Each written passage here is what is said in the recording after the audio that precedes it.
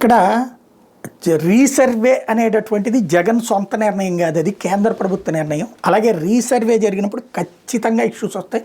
ఇప్పుడు అమరావతిలో రేపు పొద్దున మీరు ఇచ్చేటప్పుడు అక్కడ వస్తాయి, ఇదివరకు వచ్చినాయి అన్నటువంటి పాయింట్ నేను అనేకసార్లు ప్రస్తావించాను. సరే, మనకి నిజం కంటే కూడా అబద్ధం అందంగా ఉంటుంది, అలాగే ప్రచారంతో బ్రతికేసేటటువంటి రోజులు కాబట్టి, వాస్తవాలు చచ్చిపోయేటటువంటి వ్యవహారం కాబట్టి నడుస్తూ ఉంటుంది. ఇప్పుడు జ్యోతే ఏం రాసుకొచ్చింది, పాఠం నేర్పని పాపాలు అంటూ జగన్ టైంలో చేసినటువంటి రీసర్వేదే సమస్యలు వస్తుంటే దాన్ని అట్లాగే వదిలేసి మళ్ళీ ఇప్పుడు రీసర్వే చేపిస్తున్నాను. రీసర్వే దేశవ్యాప్తంగా పూర్తి చేసి తీరాలి. ఎందుకు అంటే ఈ వివాదాలు క్లియర్ చేయడానికే, అది చేయడానికే మీరుంది ప్రభుత్వాలు అనేది.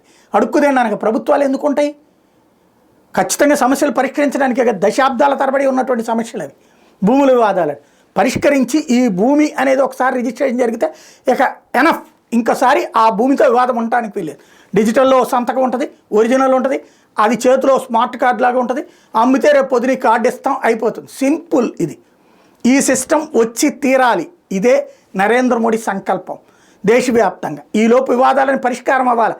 శతాబ్దాలుగా తయారైన సమస్యలు, దశాబ్దాలుగా తయారైన సమస్యలు, అది తీర్చేందుకు యంత్రాంగం ఉండాలని కోరుకోవాలి. కానీ అసలు అదే చెయ్యొద్దు, దాని జోలికే పోవద్దు అంటే సమస్య.